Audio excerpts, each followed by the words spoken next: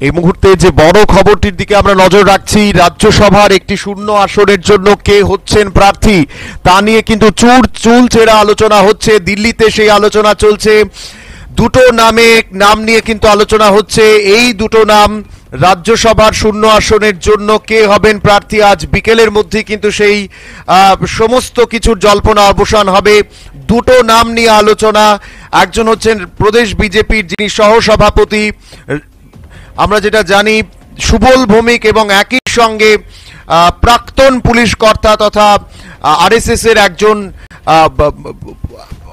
একজন কর্মী বিকে রায়, উনার নাম নিয়েও কিন্তু আলোচনা চলছে। কিন্তু সর্বোপরি আজ বিকেলের মধ্যেই হয়তো বেরিয়ে আসতে পারে কে হচ্ছেন রাজ্যসভার জন্য বিজেপি মনোনীত প্রার্থী, সেই দিকে নজর রয়েছে প্রত্যেকেরই। আপনাদের জানিয়ে রাখছি, রাজ্যসভার ত্রিপুরার একটি আসনের জন্য দুইজনের নাম নিয়ে চুলচেরা আলোচনা চলছে। সুবল ভৌমিকের সাথে এই তালিকায় রয়েছেন প্রাক্তন পুলিশ কর্তা বিকে রায়। আপনাদের জানিয়ে রাখছি, এই তালিকায় রয়েছেন প্রাক্তন পুলিশ কর্তা বিকে রায়।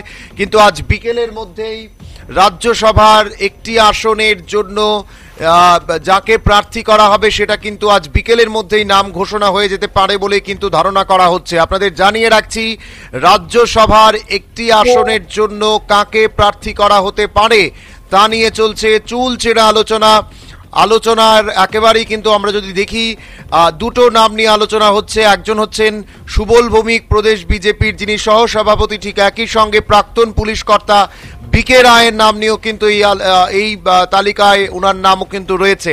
ঠিক একই সঙ্গে যেটা জল্পনা চলছিল প্রদেশ সভাপতি রাজীব ভট্টাচার্যের নাম এবং প্রতিমা ভৌমিকের নাম নিয়ে, ঠিক একই সঙ্গে কিন্তু এই জায়গাতে আমরা বলতে পারি এই মুহূর্তে দুটো নাম নিয়েই কিন্তু আলোচনা হচ্ছে।